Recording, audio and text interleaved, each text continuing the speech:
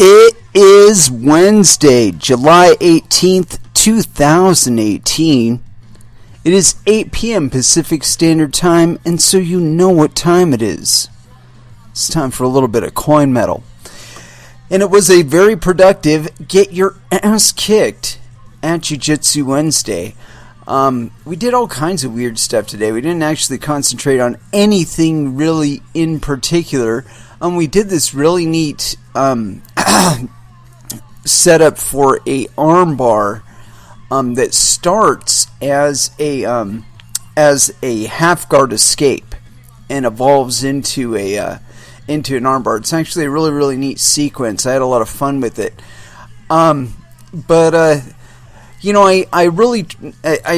Those of you who have been listening to this show with any kind of regularity are familiar with my jiu-jitsu struggles, and the fact that I am a slightly bigger guy, slightly more muscular, strong guy than most. That I have a little bit of trouble with balancing my power, my strength, with my technique. And so today I really relaxed. I mean, when I went in there, I didn't have a pre-plan. I didn't have much more than, what I normally come in with, except that I was less interested in trying to enforce my will on people. And so today when I was rolling, I noticed that a lot of times people were pausing and that I was just running them over, like trying to defend against some imaginary attack, that they weren't really going for something, but I'm like, oh shit, that's open, I better defend for it. And then, I kind of alert them to the fact that I'm completely fucking open and you can get me this way anytime you want. And, and then of course they go for it. And so I think my approach today paid off a little more because I just relaxed. It's like we started off from this one position where you got the guy in half guard. He's got to get an arm under your arm, and then like bring his hip around to where he's blocking your leg, and like on his hip, and got you kind of like pegged in, and then like shoving his elbow across your chest to keep you down. And then, anyway, so we were doing that, and I took a little more time to just look at the position. We did some positional sparring from having your opponent in half guard and them having one arm in it. And I didn't quite manage anything with like any triangle attempt. And I really should have done that, but my opponent was smart enough to actually listen to the part where the instructor was telling us to put our head down on the other side of our opponent, so that they can't get it. Just come in and get that. So get a triangle, that is, on you. And so again, I was looking at the position a bit more, and I noticed that if I leaned in the right way with my opponent, I could get a hold of his belt. And so I got a hold of his belt, and I had his head out under my left arm, and I had him in pretty tight, so he wasn't like threatening anything there. And so what I did was I just ducked down on my right shoulder and just like just completely rolled him over, and like I yanked him off of me basically, but yanked myself up at the same time into where I came out in full mount, and a high mount at that. I had my knee right up under his armpit, and it was good news. It was good news. And fortunately, we were just doing pass keep. Because that could have gone a multitude of ways. A multitude. But anyway, like I said, I spent a little more time observing the situation today, and I almost caught a higher ranking person, and again, I know this is just pass keep, we're just fucking around and whatever, but I almost caught him in a fucking baseball bat choke. I had the undergrip, right, and I I was a little bit too wide on the overgrip, and he was able to posture up a little. But I mean, if I could have just held him down with my undergrip a little tighter, and then got that overgrip in tighter, man, I could got him with a fucking baseball bat choke. It was close. It was really, really close. But yeah, that's an opportunity again. That I mean, I looked at it. Oh, I could put my hand right there. Oh shit, he's not panicking yet. And I rotated in, grabbed up over his shoulder, grabbed his other lapel, and I mean, like I said, if I could have just pulled it in a little tighter, a little quicker, I could have got him with a baseball bat choke. But yeah, it was a lot of fun. And again, though, that's something that just observing the situation as it was, not trying to put anything, this is happening right now, I got to defend against this. It's like, okay, if he's stalled, it might be because he doesn't know what the fuck to do right now. and I could capitalize on that. And so, yeah, like I said, it was a very productive day. I managed to get a little bit over that hump of apprehension and anxiety where I'm trying to make the moment too much, or I'm making too much of the moment. And, I don't know. I'm sure it's not just me that does that. And, I think that's when your opponent is like really herky jerky and stuff, like they're really, it's hard to explain. Like they're really anxiously snapping at you, grabbing onto stuff that doesn't make any difference, holding on to you too long, those kind of things. And like they're trying to be really, really fast in what they're doing. And I just relaxed today, and it's like as soon as I felt like I was threatened, I looked at it and it's like, okay, there's at least two ways out of this. Let's go for this way. This is the least effort. I'm just gonna grip him up next to his pectoral and push my elbow towards his shoulder. I'm gonna feed my toes over his hip, and then I'm gonna just sweep his ass. Like I said, they're just little creepy things that's like, okay, he's got me in side control. Oh, well, if I shift this way, I'm going to be able to move his weight off center, and if I shift a little bit more but hold him right here, then I'll be able to really get him off center, and then I'll be able to coil this up into a sweep. And just taking the time, breathing, relaxing, and it's such a struggle for me because I really want to grab onto him. I really want to hold on to him. I want to close that gap. I want to smother him. I want to put hard pressure on him, and then I want to submit him. That's like there's like this little guy in the back of my head with a fucking megaphone saying this shit. Get him, get him, get him, get him, get him, get him, grab his leg, grab his arm. And I gotta like poke that guy in the eye over my shoulder going, back the fuck off. I'm gonna take the time. I know there's an opportunity here, but if I spend too much time letting you control my heart and control my breathing, I'm gonna miss the fucking opportunity, and it's all gonna be your fault. Anyway, it's with that I want to go ahead and throw down into our first dance, and I've been feeling it, a little bit of sixth here, but I looked at something for today's subject matter, and the perspectives that I was hearing really made me think that these people had no idea what they were talking about, or certainly they lived in a different era where what they were saying was actually applicable. And so it is with that, I want to go ahead and open it up with Prong here, compulsive future projection, here on Coin Metal First Dance.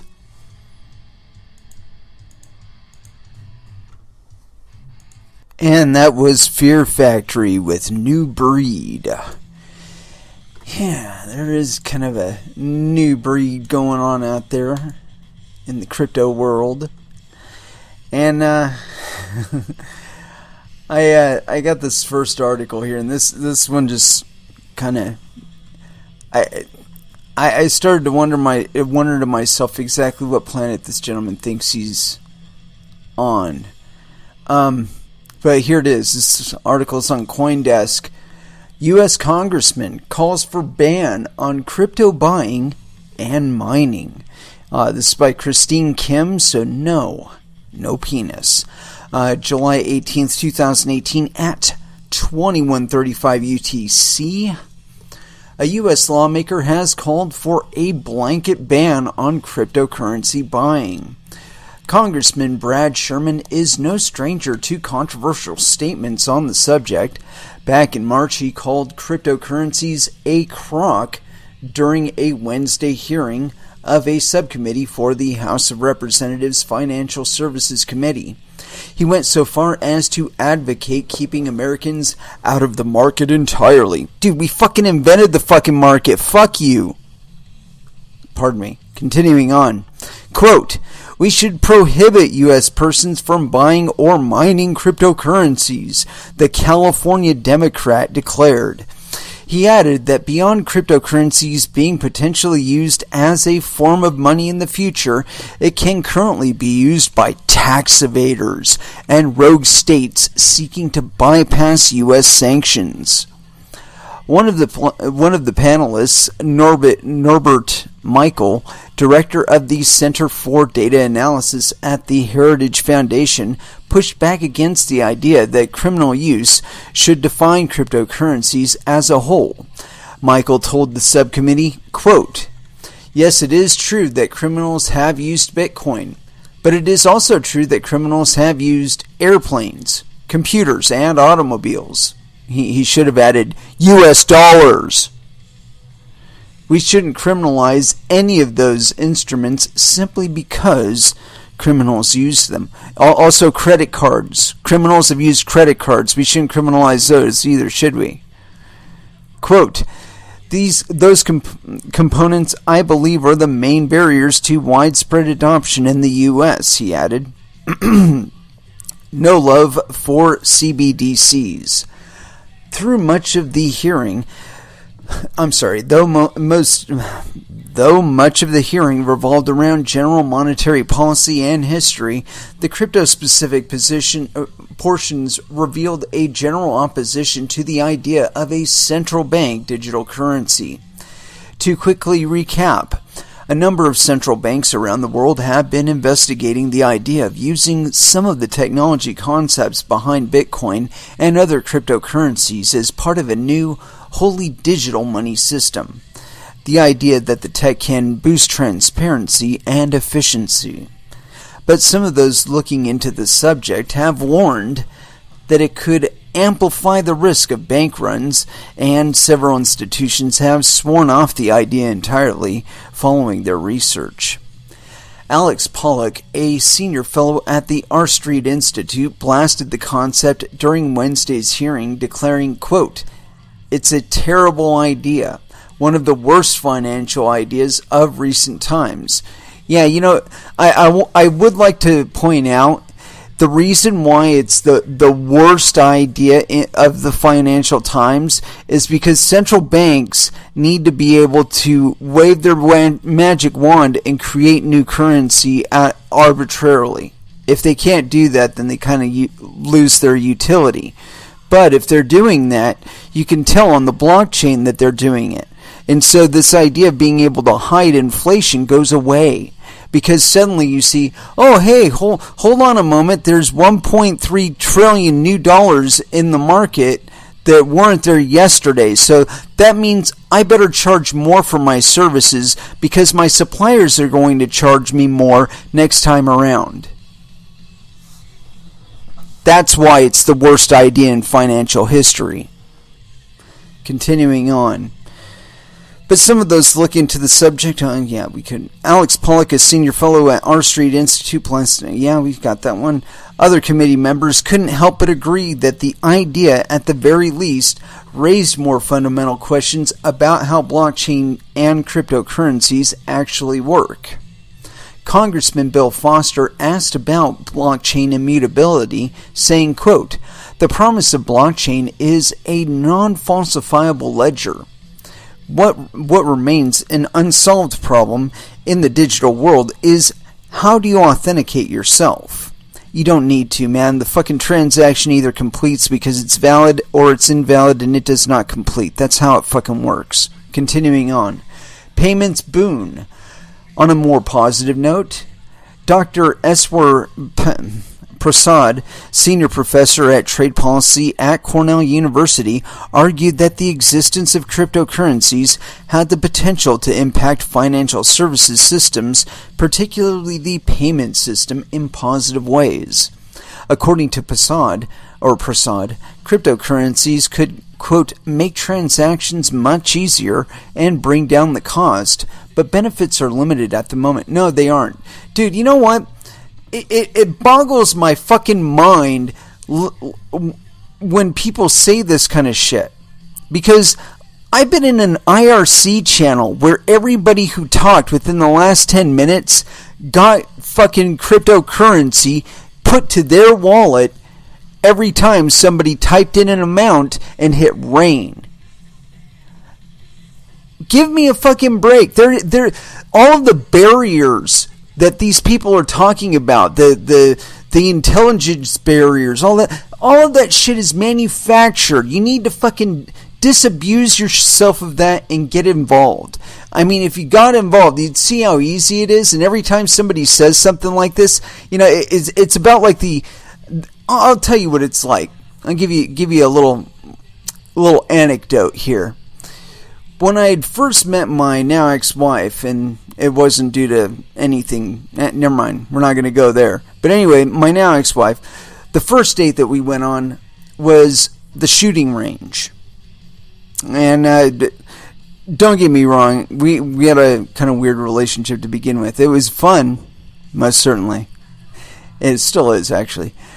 Continuing on, we went to the shooting range for a couple of reasons. Number one, she had said that she would like to go to the shooting range.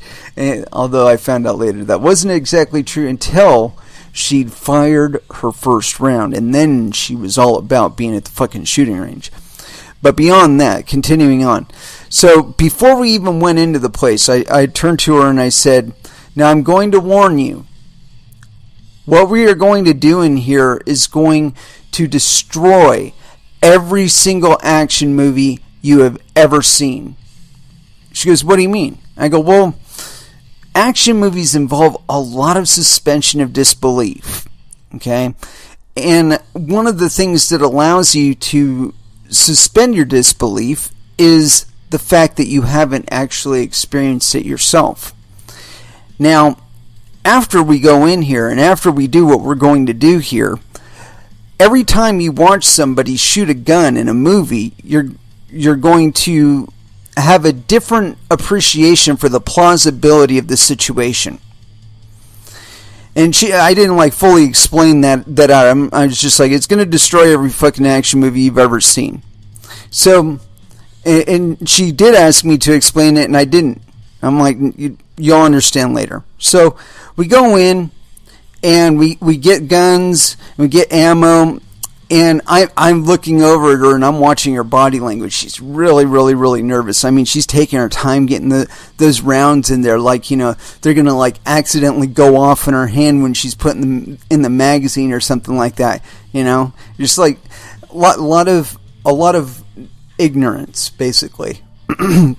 But it's okay, you know, I showed her how to do it, and well, hey, you know, pop them in like this, you know, and then you really slam that magazine home, and then you pull back the slide, and now you've got a round that's live, you know, take your aim, turn off your safe, pull the trigger.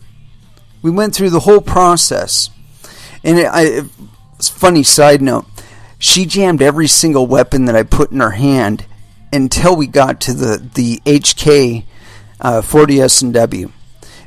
She jammed a SIG. She jammed a Glock. She jammed an S&W.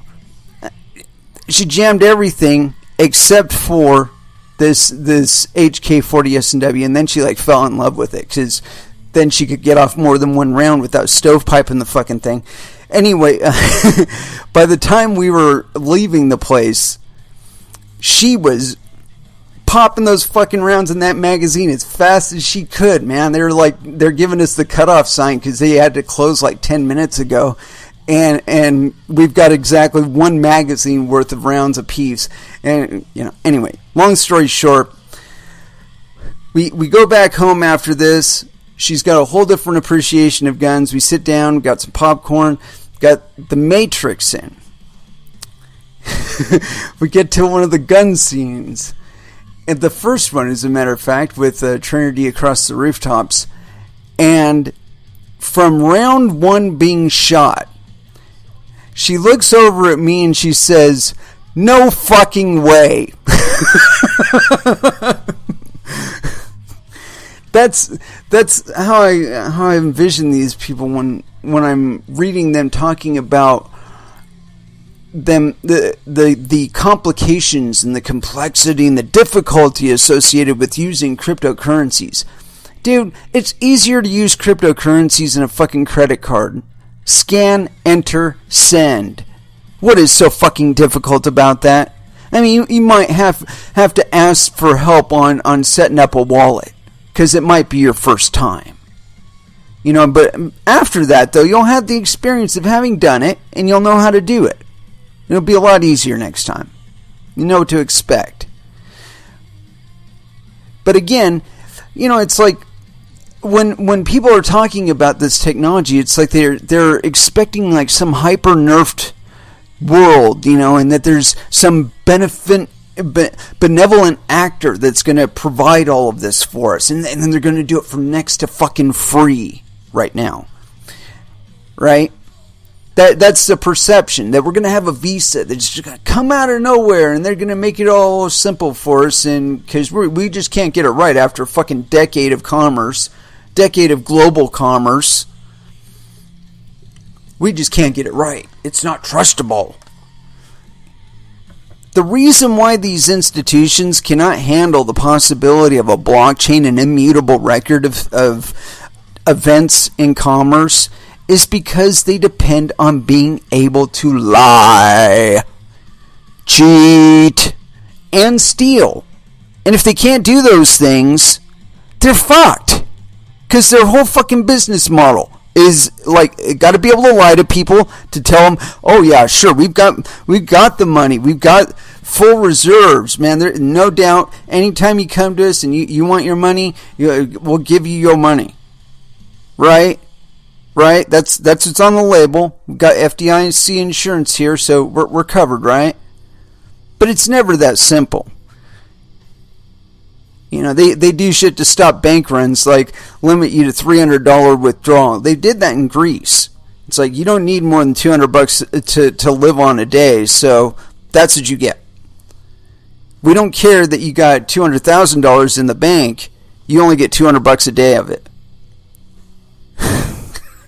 Now, imagine that scenario where you're holding on to your $200,000 worth of monetary value, but you're not holding it in a bank account. You're holding it in Verge, or you're holding it in Litecoin, or you're holding it in Monero, or a half a dozen, 100,000, fucking 1,000 coins out there right now that you could be holding it in. And I'm sure at least as many ICOs globally that you could be stashing that monetary value in. No way to track it, no way to tax it. Sorry, that's been on the label from the get-go, kids. This is going to radically alter taxation. I know some envision it that it's going to make it to where every single transaction can be taxed. I can't disagree more. We've put the vorpal blade of digital finance in the hands of children. In the hands of children. To be able to pretend that we live in a world where you're going to be telling every single child out there that's got access to a computer and knowledge of enough to cobble together a currency, that you're going to be able to tell them, no, you can't do that. You can't transact in that currency. I'm sorry, that ship has sailed, kids. Sailed. It sailed, it ran aground on a reef, tide went out, people left the boat, it's dead. Anyway, continuing on. On a more positive note, blah, blah, blah. According to Prasad, cryptocurrencies could make transactions much easier. Yeah, they do. And bring down the cost to virtually free. But the benefits are limited at the moment. Gosh, sorry. Virtually frictionless and free transactions is a pretty fucking big benefit. Michael himself noted, quote, "It is certainly difficult to imagine a cryptocurrency replacing the US dollar."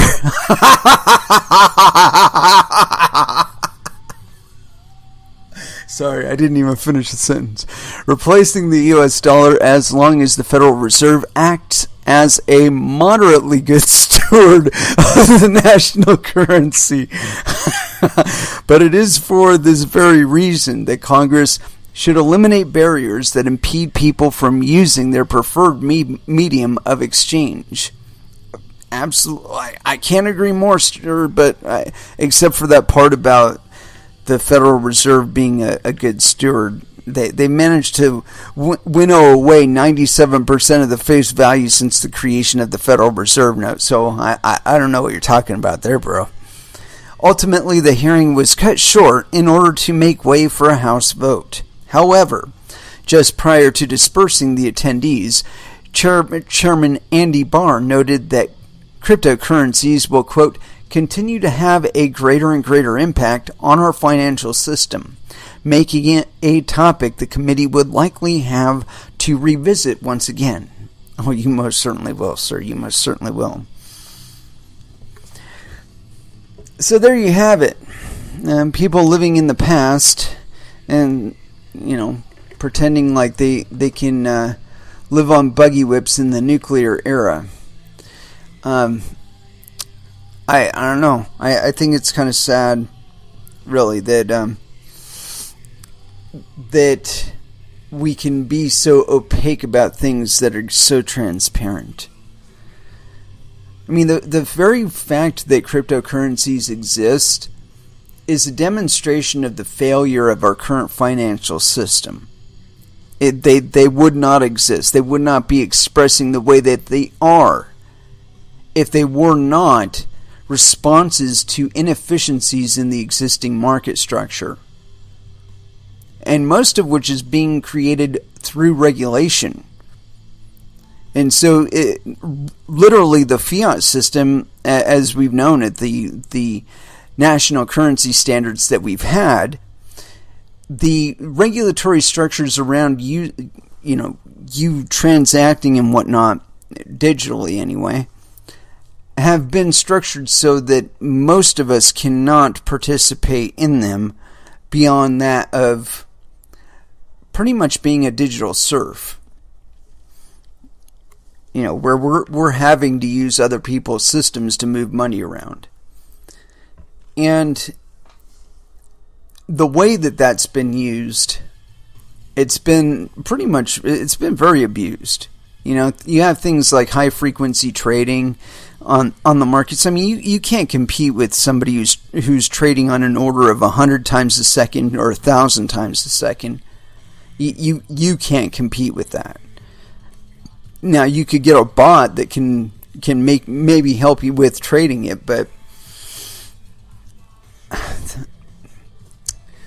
the fact of the matter is that that's why cryptocurrencies even exist, is because the systems have become so untrustworthy for us and have become so friction-oriented. Everybody's getting a lick of our gravy before it becomes ours even.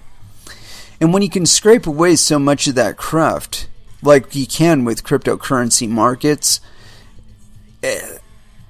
the idea of stepping backwards, or the idea that anybody would do so willingly, it's completely alien to me.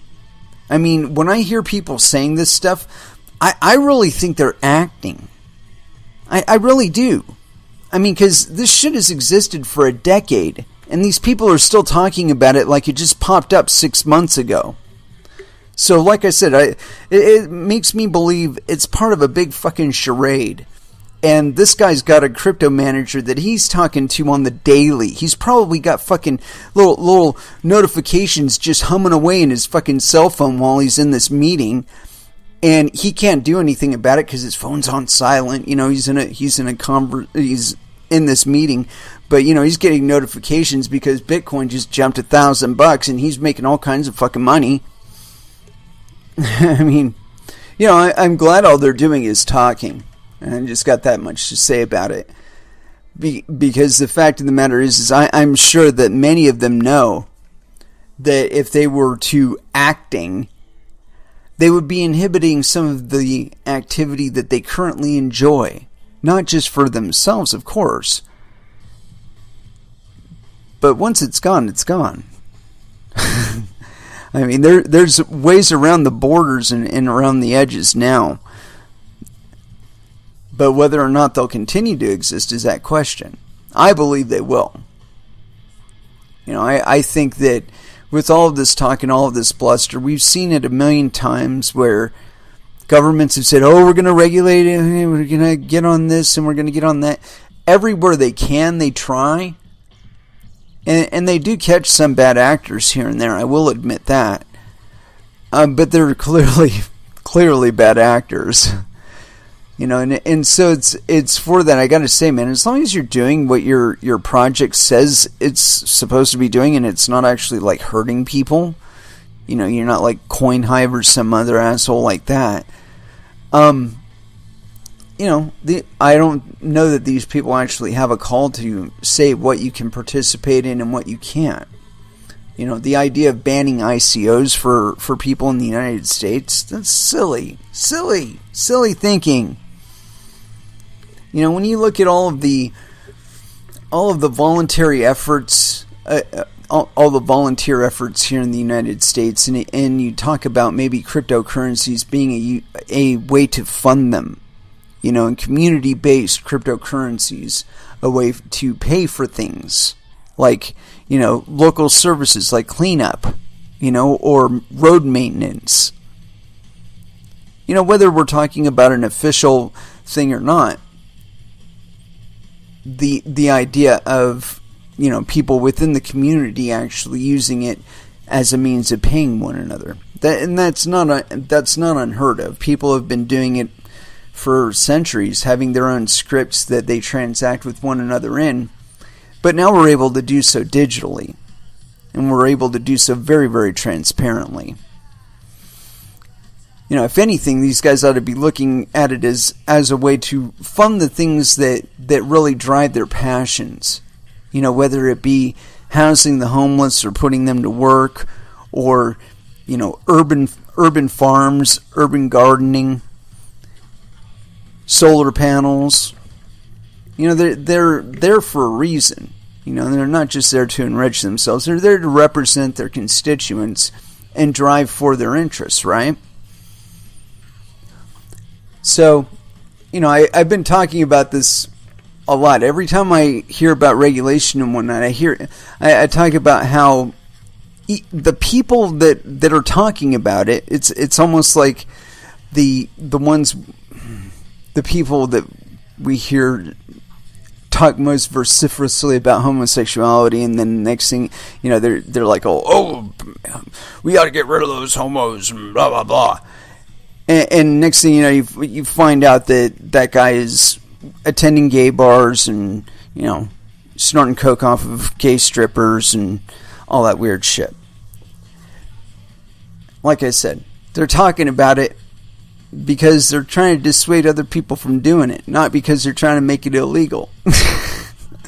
You know, we saw that in South Korea too, most recently, I believe, where not long after their financial regulators got together and started talking in, I guess, publicly available meetings or whatnot about regulating cryptocurrencies, and then one of the finance ministers, come to find out it was either him or his daughter, one of the two, was involved in mining cryptocurrency. So, give me a break. I'm trying to contain competition, but you know, these markets are global. The idea of containing them like you do I don't know, the market for oil or gold or weapons or things like that. And you might as well be trying to regulate oxygen molecules. It's just not going to happen. Anyway, let's go ahead and throw it back down into some music. And, yeah, Little Faith No More, Falling to Pieces, here on Coin Metal.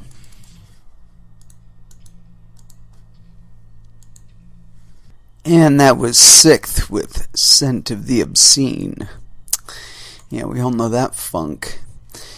Anyways, speaking of, I do have plenty of stuff I looked up here during the time that I had available.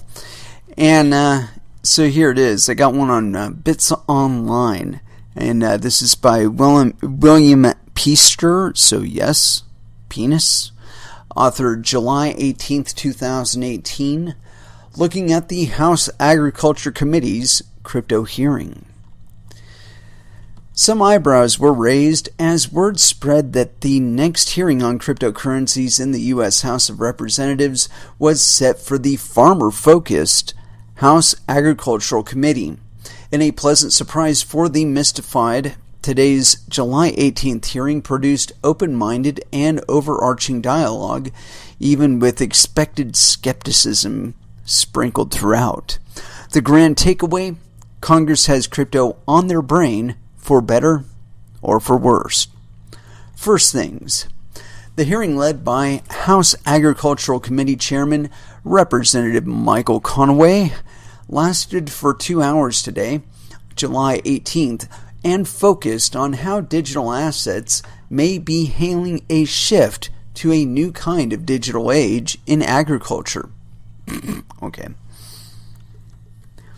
Chairway Conaway wasted no time in addressing why the House's agriculture-focused committee was holding a hearing on cryptocurrencies, starting out with his introduction by saying he personally recognized the unprecedented commerce the technology could enable and called the crypto industry a, quote, emerging policy area. He said, quote, digital assets like Bitcoin and Ether, but also hundreds of other token-based projects that are being developed, represent a new way for people to interact and exchange in commerce with one another. While digital assets are often thought of as payment systems or digital gold, I believe that promise that token networks hold is more universal and more exciting, quite frankly, than that. Yeah, whatever. I don't know what could be more exciting than a publicly run cryptocurrency, honestly. Continuing. For the first time, we have a tool that enables individuals to reliably exchange value in a digital realm without an intermediary. We can have assets that exist that can be created, exchanged, consumed in a digital form. The promise of being able to secure property rights in a digital space may fundamentally change how people interact with one another. This technology holds the potential to bring enormous benefits to each of us if we're willing to give it the space to grow. The theme of Conaway's opening remarks, then: if crypto may revolutionize commerce in general, then that's of interest to his forward-looking committee itself, providing oversight on America's booming agricultural industry, an industry underpinned by over 2 million farms and near 1 billion acres of farmland. Batter up.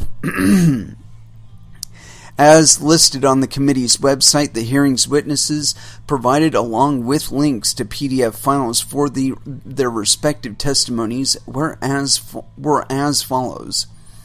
Mr. Joshua Fairfield, William Donald Bain Family Professor of Law, Washington and Lee University School of Law, Stanton, Virginia. Ms. Amber Baldet, or Baldet, it depends on how you pronounce that T, co-founder and CEO of Clover, New York, New York. Mr. Scott Cooper, managing partner Andreessen Horowitz, Menlo Park, California. Mr. Daniel Gorfine, Director, Lab, CFTC, and Chief Innovation Officer, CFTC, Washington, D.C. The Honorable Gary Gensler, Senior Lecturer, MIT Sloan School of Management, Brooklynville, Maryland. Mr. Lowell Ness, Managing Partner, Perkins Cole, LLP, Palo Alto, California. I'm sure all of these guys are way out of my tax bracket. Half of this cast of experts will likely be unrecognizable to the average cryptoverse denizen, with Clover's Amber Baldet and Andreessen Horowitz managing partner Scott Cooper being the most familiar. Beyond Clover, Baldet previously led JP Morgan's Blockchain Center of Excellence and has been named one of Fortune's 40 under 40 thought leaders. Cooper's firm has made a few crypto-centric headlines this year, including seeing its board partner, Balaji Srinivasan, become CTO at Coinbase, and the April 2018 rumors that Andreessen Horowitz was talking to the Securities and Exchange Commission about a potential digital assets, quote, safe harbor. There is no safe harbor. The third most recognizable name was likely Gary Gensler, having been a previous chairman of the Commodities Futures and Futures Trading Commission, the position now held by recent cryptocurrency ecosystem darling Christopher Giancarlo. I've never heard of the guy. Some of the more interesting moments. There was no shortage of interesting exchanges during the hearing. Some of the more notable parts included the following scenes. At 48:13 minute mark in the YouTube video provided above, Gary Gensler asks who there had invested in cryptocurrencies. One congressman, apparently Representative Bob Goodlatte, simply referred to as Bob by Chairman Conway, raised his hand while half of the audience did the same. At 1 hour, 6 minutes, and 1 second, Representative Colin Peterson notes how he personally sees the stock market as a casino and cryptocurrencies like a Ponzi scheme. Okay. Yeah, whatever. Dude, your metaphor of Wall Street being a casino is correct. Only the house always wins. That's why cryptocurrencies exist. Calling them a Ponzi scheme doesn't do anything for you, dude. At 1 hour 17:50, Representative David Scott brings up the recent revelations regarding GRU's Bitcoin use in 2016. Of course he did. At 1 hour 40:42, Amber Baldet tells Representative Darren Soto that, quote, I don't believe we've all agreed that Satoshi Nakamoto is a male, referring to Rep. Soto's casual reference to Satoshi being a male, even though little is known about Nakamoto biographically. In separate committee hearing, Cold Water dashed on crypto. The House Agricultural Committee wasn't the only source of crypto commentary in Congress today. In a separate hearing in the House Financial Services Committee, Federal Reserve Chairman Jerome Powell made a brief case for why he thought cryptocurrencies lacked, quote, intrinsic value. Yeah, little thing here, Mr. Powell. It doesn't matter what you think. It matters what the market thinks. I am the market. I think Bitcoin is valuable and has intrinsic value. Therefore, it has intrinsic value for me, whether or not it does for you. Continuing on. Moreover, Politico reporter Colin Wellham has reported that Representative Brad Sherman, who Bits Online has previously looked into, said during this particular House Financial Services Committee hearing that Americans should be banned from buying or mining cryptocurrencies. Yeah, what a fucking... Yeah, it's the good, the bad, and the ugly, as the saying goes. What is your take? How do you predict Congress will engage? Let's see if anybody actually put any comments on this one. No, nobody commented. You guys should. Anyway, so yeah, we still have people talking in Congress like this thing is 6 months old and completely unproven. While those of us who have been trading for longer than a year know quite the opposite, that this is a flourishing ecology of commerce. So let's see, we got another one about this, and I really kind of want to hammer this one because it's a pet subject of mine, and especially because I'm not hearing a lot of other people in crypto media talking about this stuff. It doesn't mean that they aren't. I'm sure that if I looked around on YouTube, I'd find somebody else talking about this, but I think this kind of stuff should be upfront and personal because it is within your interest, certainly within mine. Continuing on, I got this article here on BitcoinExchangeGuide.com. And of course, this was written by their news team July 19th, 2018. So apparently they're time travelers. Continuing on, and of course, no indication of penis. So they're probably aliens too. Time traveling aliens gave us this article. U.S. House Committee's cryptocurrency hearing delivered uplifting regulatory messages. U.S. Congress has a positive tone on crypto regulation in latest hearing. A recent congressional hearing on the U.S. House Committee on Agriculture has struck a positive note on how can cryptos and the blockchain technology have in the economy of the world. The hearing had many experts, including entrepreneurs, academics, and engineers. Some of the most important people on the hearing were, and we already read all that list, it was on something else, Bitcoin's role in alleged Russian hacking. Yeah, alleged is right. The reunion had many different topics discussed. One of them was the recent indictments of 12 people linked to Russia that hacked DNC emails during the American elections of 2016. Bitcoin was mentioned because the hackers used it to fund their activities. However, Bitcoin went on a positive light during the hearing, as it was explained that it was exactly the public ledger of Bitcoin that allowed the investigators to locate the movement of the funds, which would be harder to do with cash. According to the committee chairman, Michael Conway, it would be great if, quote, stupid criminals kept using Bitcoin. Yeah, not all of them are all that stupid, dude. A more technical discussion. With so many experts on the discussion, this panel was considerably more technical than the other ones.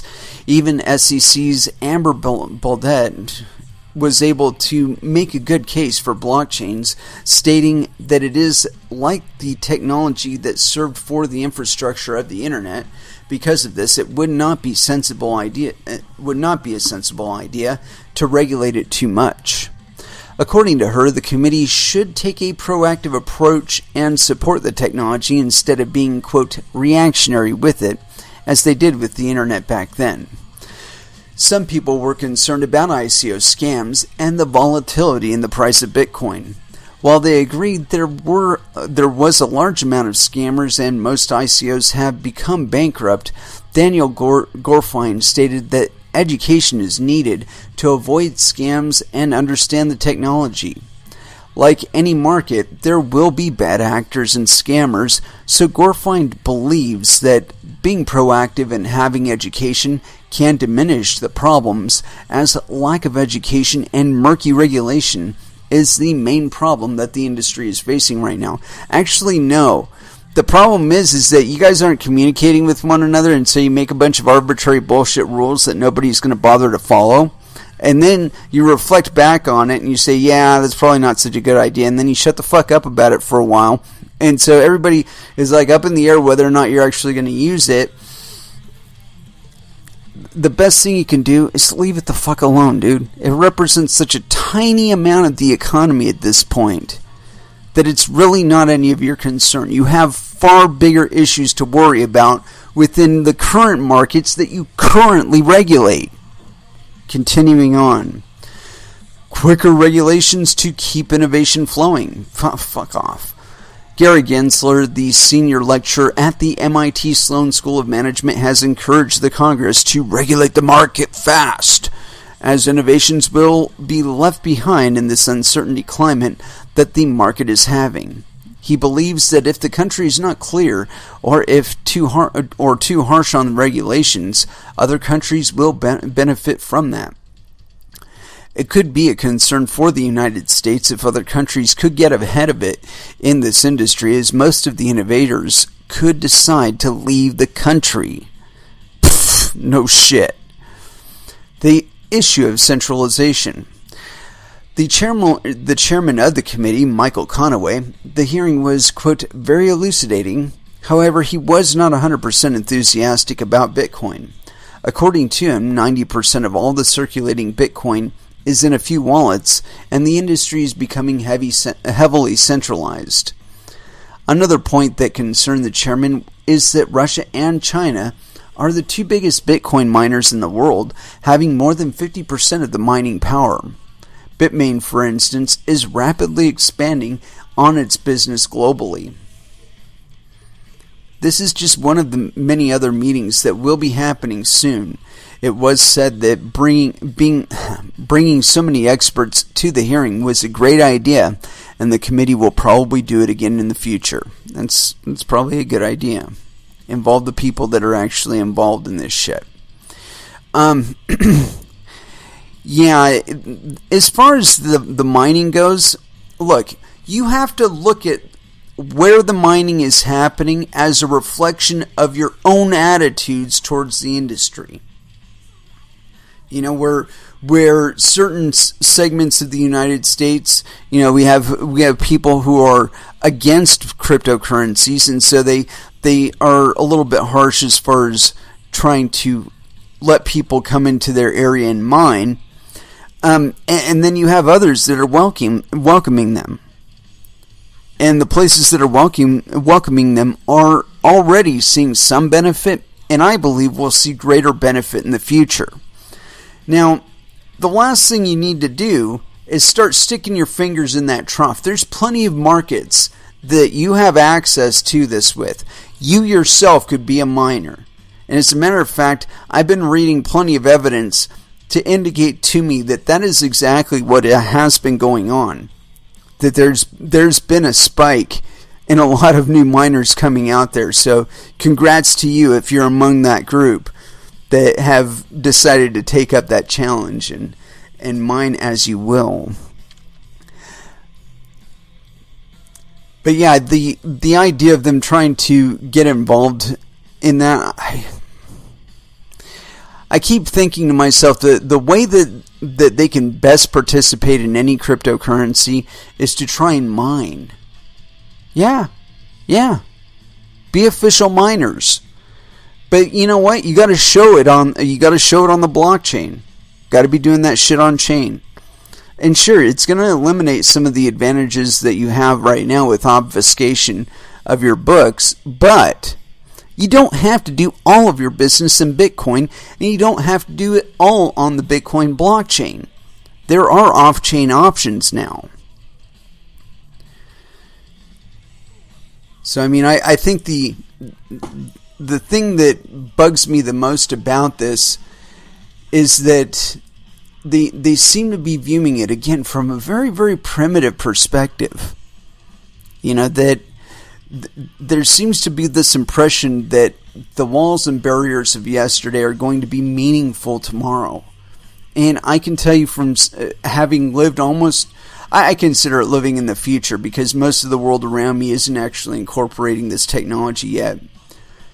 And the rate that it is actually kind of disturbing, really, considering how long it's actually been around and functioning just as fine as any other payment system out there, if not better. But that is one perspective they got right on this, that if they do try and crunch down too hard, it's just going to go somewhere else. You know, if you want more mining here in the United States, then you got to make it easier for miners to get into it. And the last thing you need to be doing is talking about making mining illegal, because that is going to push you further out of the race. For every 3 people that are, telling you to fuck off, that's one person out of 4 that's going to be telling you, "Oh, okay, I'm not going to mine. I'm not going to invest in it because there's a possibility tomorrow they're going to throw the hammer at me." And that's the whole chilling effect that you really want to avoid at this point, because there are a lot of other places on this planet where they do not give a fuck. They're like, "What? You want to increase the monetary money coming? You want to increase the money coming into here? You want to increase the economic flow coming through here? Fuck yeah, bring it. Give us that money." And you're just saying no to money when you're trying to regulate this. You're just saying, "No, I don't want money. I don't want to participate in the future. I'm going to let the rest of the world go by while I live in the 1950s.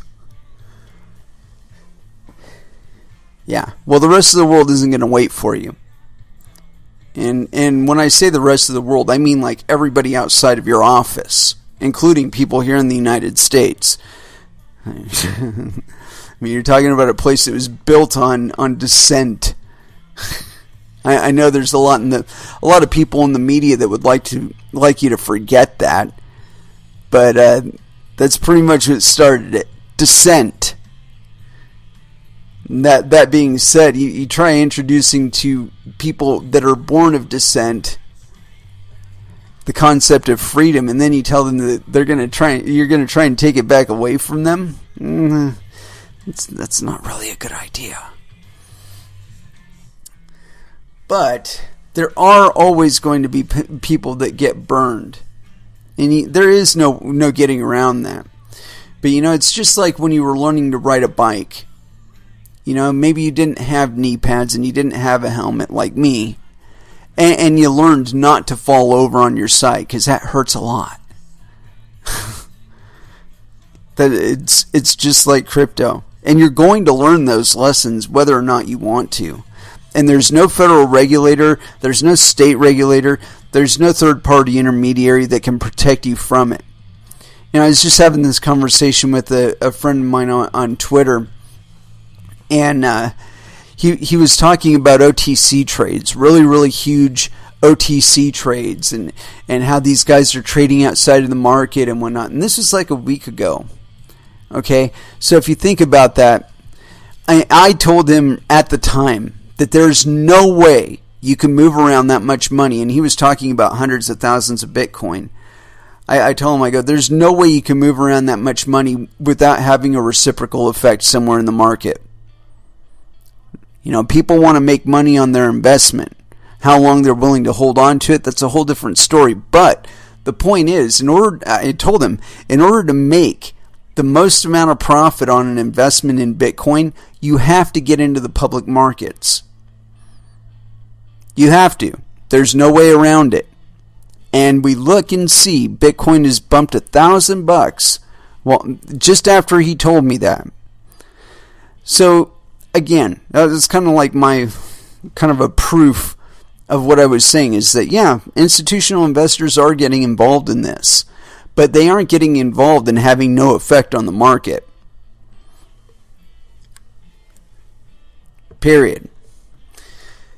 And it is with that in mind that I'd like to throw this next article at you here. It's on ccn.com. Bitcoin opinion. Of course, it doesn't have an author, so let's check and verify and make sure it's not just a propagated fucking article that was somewhere else. Alright, we can go with this one. Bitcoin, not a real currency, risky for unsophisticated investors, Fed Chair Powell says. The head of the U.S. Federal Reserve warned Congress that Bitcoin and other cryptocurrencies are dangerous to, quote, unsophisticated investors and should not be considered real currencies. Dude, There are no less sophisticated traders than me, and I've made more money than I've lost. So don't talk to me about risk and my aversion to it. Continuing on, Fed Chair Powell criticizes cryptocurrencies. Jerome Powell, who became Fed Chair this February, succeeding fellow cryptocurrency critic Janet Yellen, said on Capitol Hill that relatively unsophisticated investors see the asset go up in price and they think, quote, "This is great, I'll buy this." In fact, there's no promise of that.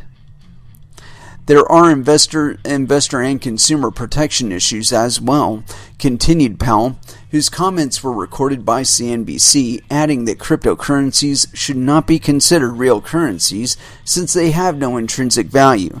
Yeah, except for one of the most powerful networks on planet Earth backing them up. But never mind all that. However, though still largely a retail-driven industry, the cryptocurrency market has seen increasing attention from institutions and other sophisticated buyers. Earlier this week, BlackRock, the world's largest asset manager, confirmed that it has established a cryptocurrency working group, while other firms including Goldman Sachs, Nasdaq, and Intercontinental Exchange have been actively exploring ways to profit from the burgeoning asset class as well. Grayscale Investments, creators of the Bitcoin Investment Trust, published a report on Wednesday indicating that it is nearly 10 million in new investments every week, primarily from institutions and other wealthy investors. In any case, Wednesday was not the first time that Powell had discussed Bitcoin. Last November, just as the market was knee-deep in a record-setting bull run, he said that cryptocurrencies as an asset class had not yet become large enough to have a destabilizing effect on the economy. He also praised blockchain technology, suggesting that it could have, quote, significant applications in the wholesale payments part of the economy. Now hold on just a fucking minute. Where do you think that fucking blockchain comes from, asshole? It comes from people acting out of their own interest and mining cryptocurrency. That's where it derives its whole immutability and all that business. It's from miners. There is no blockchain of value without miners. And people are going to figure this out. They're going to figure it out. You know, they're going to have their closed loop networks of their computers mining their cryptocurrencies, and then they're going to have people hack them and divert the value. We've seen it in regular exchanges that we have. So to assume that it's not going to happen within your banking closed loop system is just fucking bullshit. You're faking yourself out. You're fucking lying to yourself. Continuing on. Several of Powell's colleagues at the Fed share his skeptical approach toward cryptocurrencies. Raphael Bostic, president of the Federal Reserve Bank of Atlanta, has warned investors against investing in Bitcoin, arguing that cryptocurrencies are not currency. While Neil Kashkari, head of the Minneapolis branch of the Fed, has compared them to beanie babies and called the entire ecosystem a farce. Others, however, have been more open to the burgeoning industry. The St. Louis branch of the Fed, for instance, has published a report stating that Bitcoin bears many similarities to cash, and the bank has also, in contrast to statements from many legislators, said that it, quote, welcomes anonymous cryptocurrencies. Just last month, the St. Louis Fed added 4 cryptocurrency price trackers to its extensive economic database. The Federal Reserve of San Francisco, meanwhile, has issued a report theorizing that Bitcoin has an intrinsic value of $1,800, a figure largely based on the cost of mining a single coin. While not exactly bullish, the Bitcoin price is currently trading at close to $7,500. This assessment is still much more positive than Powell's claim that it has no intrinsic value. Yeah. Oh, hey, we got some comments on this one. Bitcoins and gravy. That's a guy I haven't seen around in a while, too. Here's a comment from him. True story. My uncle attended the same college as Jerome Powell, and they once went on a group canoe trip together. My uncle says Jerome complained the entire time that he didn't have a life vest when no one else did either.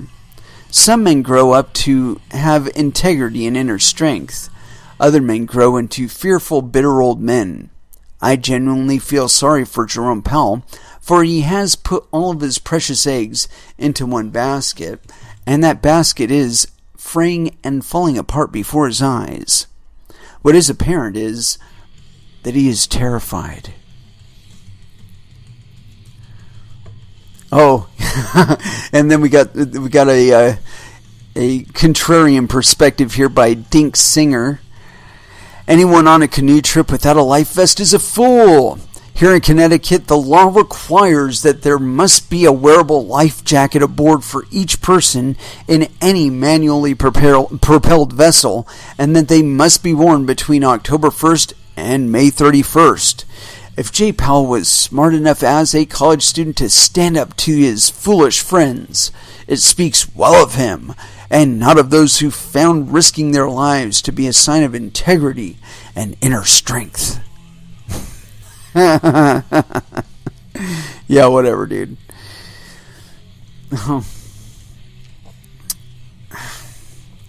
Yeah.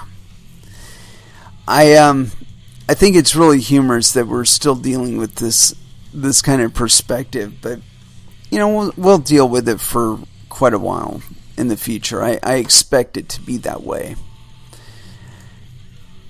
But I do see a little bit of hope on the horizon. And I got this other article on CCN. It was kind of a branch off of that previous one, but it was authored today on July 18th, 2018 by Bitcoin and Blockchain Investments on ccn.com. Bitcoin Investment Trust creator adding 10 million in new investments every week. Chances are he's probably not in New York. Grayscale Investments, the fund provider behind the Bitcoin Investment Trust, said that it is onboarding nearly 10 million in new investments every week, and the majority of that capital is coming from institutional investors. The New York-based firm, a wholly owned subsidiary of the Digital Currency Group, made the announcement in its newly released Digital Asset Investment Report, which details the investment company's performance over the first half of 2018. According to the report, investors have invested $248.39 million in Grayscale products since the beginning of the year, even as the cryptocurrency market experienced a 75% decline from the all-time high it set in early January. That equates to an average weekly investment of $9.55 million. Perhaps even more noticeable is that 56% of that capital, $5.3 million per week, and $139 million since January 1st, is coming from institutional investors who, as a group, have long been hesitant to make meaningful investments in the nascent cryptocurrency space. That point also stands in marked contrast to recent comments from BlackRock CEO Larry Fink, who claimed that despite the fact that the firm had created a cryptocurrency working group, institutional investors have little to no interest in the asset class. Bullshit. Accredited investors are the next largest investor group, with 20% of new investments coming from wealthy retail buyers. Retirement accounts account for another 16%, as accredited and retail investors alike can use brokerage services to purchase select Grayscale products and hold them in tax-advantaged accounts. The remaining 8% in capital is coming from family offices, the firm said. The most popular Grayscale product remains the Bitcoin Investment Trust, which the firm launched in 2015 and was the first of its offerings to be listed on the over-the-counter marketplace. Investors are pouring a little more than $6 million into GBTC on a weekly basis, while the firm's remaining funds are collectively attracting about $3.5 million every week. Those other funds include Ethereum Classic Investment Fund, OTC ETCG, which was recently listed on OTC markets, as well as the Digital Large Cap Fund, the firm's first index product.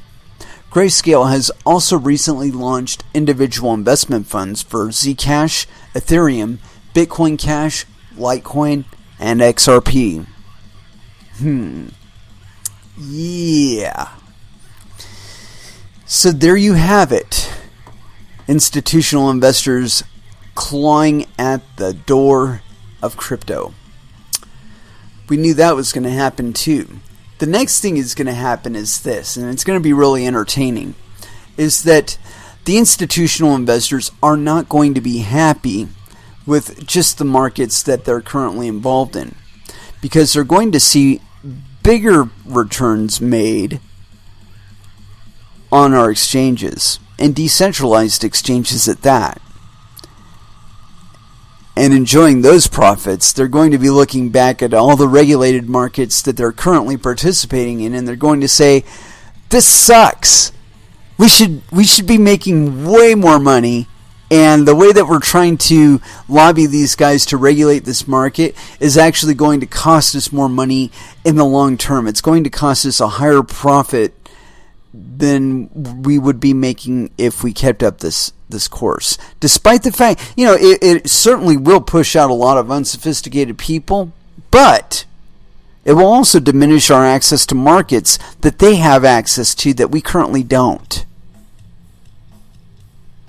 And that's potential profits that could be on our balance sheet as well as other people's. Big whoop-de-doo, they might get a cut of it. They might even get a higher cut of it than if we retained our current policy with regard to encouraging regulators to get into this space and put a fucking stop to that shit. That's the kicker. You can regulate. You can lobby to have people regulate. And you might even get some compliance. But the people that are going to be making the most money are not going to be you. They're going to be the people that are participating in markets that aren't experiencing that additional friction. Because that money that would go into compliance and all that other fucking KYC, CYA bullshit is going into their pockets instead. Nature will not accept friction that it doesn't have to. And I'm sorry, economics is the same. People driving in their own interest will act the same way. They will not tolerate friction that they do not have to. They will not impose upon themselves friction that they do not have to. But at this point, and well into the future, I would say at least 20, 30 years into the future, we're kind of redesigning things to fit that model, to where there aren't just one or two people that can say shit because they've got the money. A 16-year-old has as much capability with that Vorpal blade of digital finance as Jerome Powell does. I am Janet Yellen. I am Alan Greenspan. That's what you got to be saying to yourself in the morning. Be looking in that mirror and saying, I am Alan Greenspan. I can hash together a Genesis block. I can launch a cryptocurrency. I am Jerome Powell. That's the reality that you have to cope with. That's the reality that they're going to have to learn to cope with. I know it's scary, but it's the world that we live in. I'm sorry, bro. And it didn't come out of nowhere. It came out of intransigence. It came out of ignorance. It came out of desire for control. Came out of greed. But it's here. Let's go ahead and throw down a little bit more music before we close out the evening.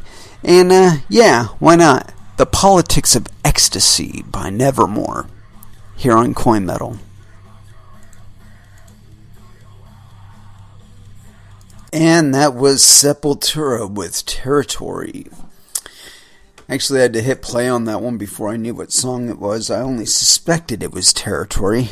I got one thing about Amazon is it will give you international options as far as CDs are concerned, and I ended up getting one that was an international release, and all of the text on it was Japanese. So be very, very careful when selecting which copy of a CD to buy on Amazon is the takeaway here. Anyway, I got another article concerning this whole congressional business, and this one's on Coindesk.com. CFTC official to Congress: don't be hasty with crypto rules. And this one's by Nicholas D. And going by the picture and the name, yes, penis. And this is authored July 18th, 2018 at 1726 UTC. The director of the Commodities Futures and Trading Commission FinTech Initiative cautioned against what he called, quote, hasty regulatory pronouncements during a congressional hearing on Wednesday. The remarks from Daniel Gorfine, director of Lab CFTC, were directed towards members of the U.S. House Committee on Agriculture, which, as reported by CoinDesk, sought testimony on the issue of cryptocurrencies and digital assets. Alongside Gorfine were former JP Morgan blockchain lead Amber Baldet, former CFTC chair Gary Gensler, and A16Z managing partner Scott Cooper. Gorfine framed his remarks from the perspective that many different things can be considered, quote, commodities, but not all of them would warrant attention from U.S. regulators. Quote, it's only when we start to see the rise of futures or swaps products built on those commodities that we have any kind of direct oversight, he remarked, going on to state, quote, we all have the shared goal to bring clarity and certainty to the market, but we also need to be sure that we are thoughtful in our approach and do not steer or impede the development of this area of innovation. Indeed, while some may seek the immediate establishment of bright lines, the reality is that hasty regulatory pronouncements are likely to miss the mark, have unintended consequences, or fail to capture important nuance regarding the structure of new products or models. Gorfine would return to that point several times during the hearing, which began at 10 a.m. local time. Quote, it's important that we're not hasty in figuring out what the contours are of applying securities law and then the commodities framework, he remarked. Congressional sentiment. The hearing today notably provided a window into what some members of Congress think when it comes to the subject of cryptocurrencies, though it wasn't positive in some cases. For example, Representative Colin Peterson remarked that in his view, much of the cryptocurrency ecosystem seems like a Ponzi scheme, and asking, quote, what's behind this? It was Gensler who offered a response, stating that, quote, there's really nothing behind gold either. What's behind it is a cultural norm. For thousands of years, we liked gold, i.e. it's a shiny rock in some economies. Quote, we do it as a store of value, so Bitcoin is a modern form of digital gold. It's a social construct, he continued, just like any other abstraction of value, including gold. In other cases, committee members simply wanted more information on how cryptocurrencies exactly work. Quote, we're creating another money supply here as I see it. I just don't know how that works. Our dollar sets the mark for the world. I can't visualize how this would work, Representative Rick Allen commented. But it was Michael Conaway, the chairman of the committee, who perhaps had one of the most notable and telling remarks about Bitcoin, coming at the very end of the hearing, and just days after the U.S. Justice Department claimed that it had traced Bitcoin transactions conducted by 12 Russian intelligence officers accused of hacks during the 2016 presidential election. Quote, "As long as stupid criminals keep using Bitcoin, it'll be great," Conway quipped. Yeah. So, there you have it. A little more balanced approach with regard to this. However, I keep taking exception to Conway's last little bit there, especially considering how much crime is actually conducted with U.S. dollars, both digital and otherwise. But as I've commented again and again and again, this was to be expected, and I wouldn't be surprised to find out that twice as many people as claimed, which according to some reports is approximately 50% of the room, are actually involved in cryptocurrencies. And with regard to this guy, let's see here. We're creating another money supply here as I see it. I just don't know how that works. Our dollar sets the mark for the world. I can't visualize how this would work. That was Rick Allen. Well, Rick, I hope you don't mind me calling you Rick, despite the fact you have achieved the station of representative for your constituents. But I'm speaking to you personally here.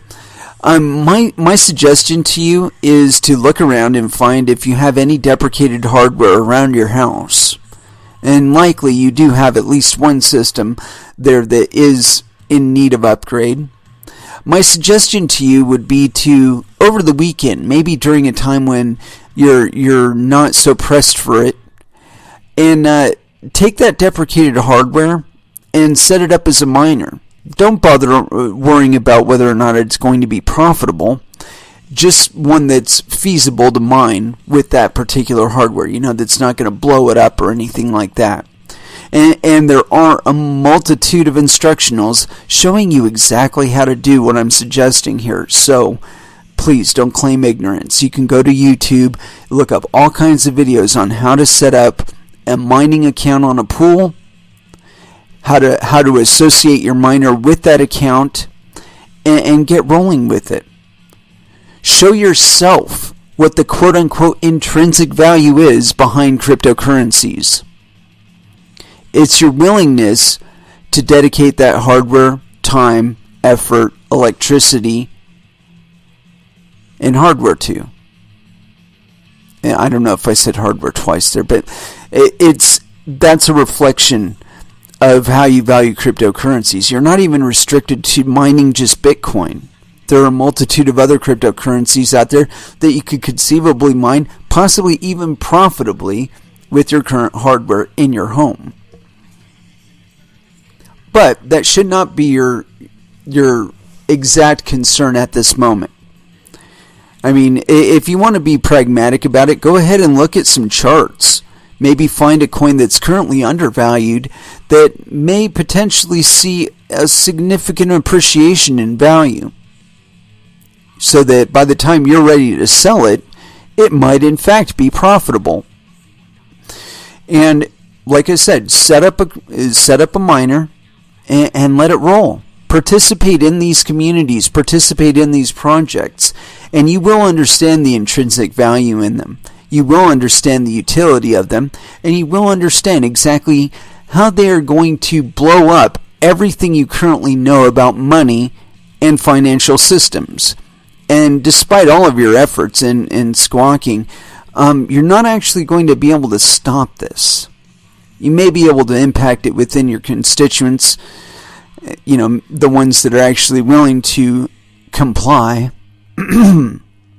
But that'll be the limit of the scope of your influence. And that's just the way these things are. And I mean, I'd love to give you more assurance than that, but unfortunately I cannot. You know, having been here as long as I have, I've seen a multitude of things happen that I never anticipated or expected. A lot of which I did expect, but not in the form that it came in. You know? And I see this as being a subject matter that is far from completion. And I don't see it coming anywhere near completion within the next, decade. But by then, the influence structure will have made itself more apparent. You know, I think that for certain individuals, they're just not, they haven't involved themselves enough in this to be able to speak intelligibly about it. And I think that's to the detriment of their constituents, because the fact of the matter is this is the economy of tomorrow. You know, those of us who have been involved in mining and using wallets and deving for coins, we've been participating in the construction of the economy of the 21st century. That's what we're doing here. If you've ever had any doubt about that, you can go ahead and absolve yourself of it now. I said it. I've acknowledged the reality. And it doesn't have a Federal Reserve chair at the head of it.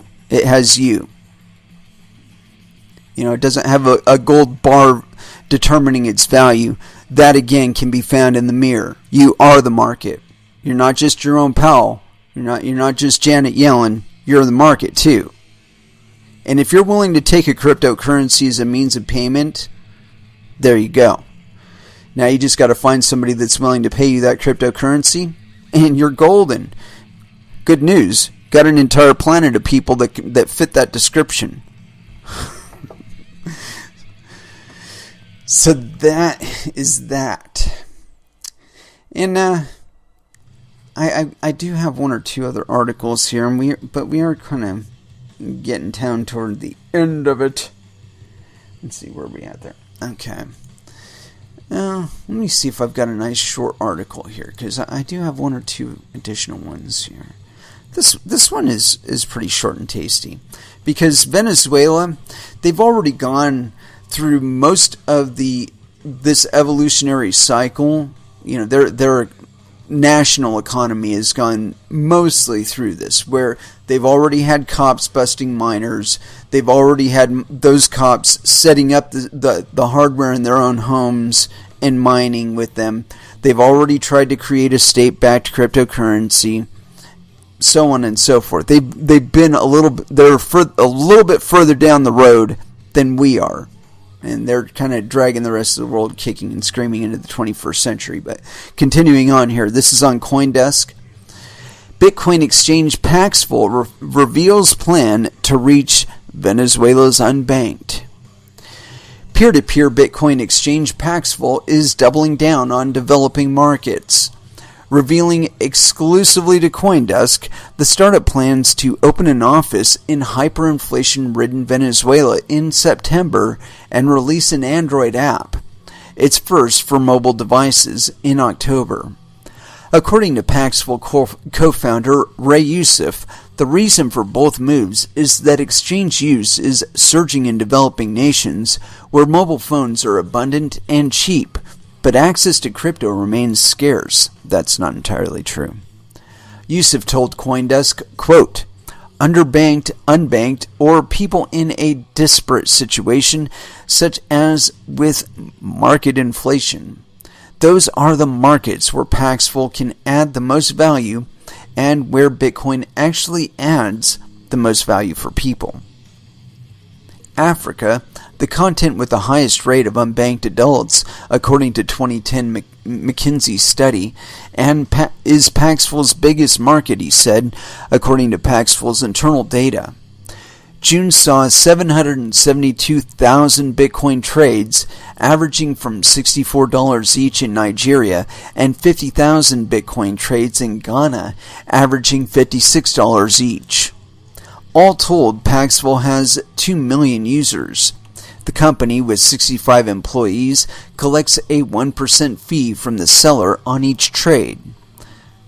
Aside from Paxful and the similar P2P exchange local bitcoins, Binance, KuCoin, and Luno are among the few exchanges serving users in cash-strapped economies like Nigeria and Ghana, where US dollars and South African rand are harder to find, said South African entrepreneur Thabang Mashalone. There we go. Most African currencies are not stable. There's a lot of volatility, Mashalone, co-founder of the Johannesburg-based exchange, Chankura, told CoinDesk. Quote, "You can't do remittances in that way with Bitcoin if Ghana doesn't have liquidity." In Venezuela, Paxful's new office will conduct market research focused on local users. Yusuf thinks crypto could be both a more stable store of value and a more convenient medium of exchange than what's available to residents right now. Quote, "If you just want to buy some eggs or groceries for your family in Venezuela, you have to go through this very painful, long and drawn-out process," he said. "You can't use cash because cash is scarce, and if you're lucky enough to actually have cash, you can get a 50% discount." To address such situations, Paxful's upcoming app in October will include in-app calculators for volatile currencies like the Venezuelan bolivar. Quote, "It would allow users and merchants to transact for the local currency, but using purely cryptocurrency in the background," Yusuf said. Yeah, actually, they'll be just as apt to use it up front, dude. Quote, "So people can use it on a daily basis." Checking ID at the door. Still, the demand for Paxful's services these days highlights the complexities of Bitcoin usage in the developing world. Communities where crypto represents a potential economic lifeline are often excluded from both traditional banking services and global exchange platforms. Exorbitant banking fees are one reason low-income users in Africa rely on user exchanges, as a bank wire is usually needed to get money to the exchange. Plus, many people in the developing world don't have government-issued IDs, which regulated financial providers, whether they're traditional banks or crypto exchanges, must check. And Paxful itself hasn't been completely immune to these issues. Starting in September, it will require IDs from buyers of Bitcoin, a change Yusuf said was necessarily to fight fraud. Let me tell you something, Yusuf. That's going to kill most of your adoption right there, dude. Up to now, Paxful required only the sellers of Bitcoin to upload their IDs because it didn't want to exclude potential buyers who were attracted to cryptocurrency for the same reasons they lacked access to banking.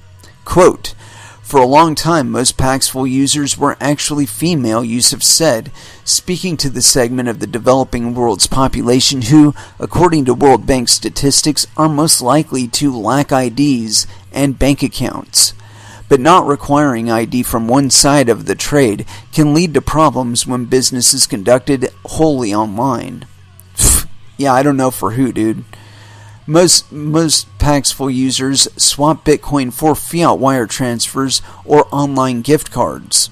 The model is similar to local Bitcoins in that it opens offers to buy or sell Bitcoin are posted and traders contact each other and swap directly. But while local Bitcoins focuses on swaps between people in the same area, who often meet face to face, Paxful mainly deals in small online trades among users who are geographically spread out, meaning who are probably in already regulated areas.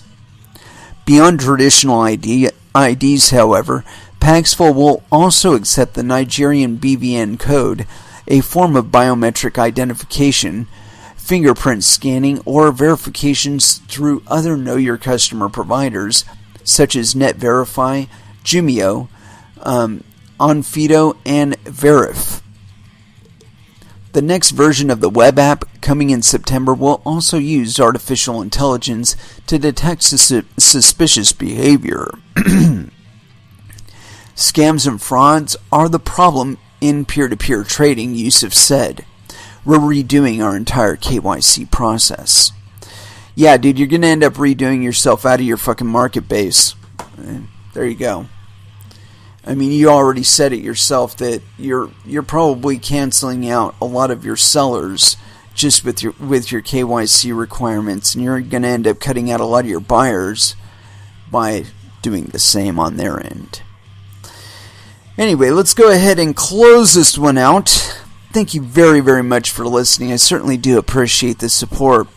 We will be back again on Friday at 8 p.m. Pacific Standard Time. So until then, I want y'all to trade safe. Do your homework. And watch out for your own bunghole, because nobody else is going to do it for you. Thank you again for listening, and we're going to go ahead and close it out with a little bit of Slayer here, Live Undead, Last Dance, here on Coin Metal. Thanks again, and y'all have an excellent evening.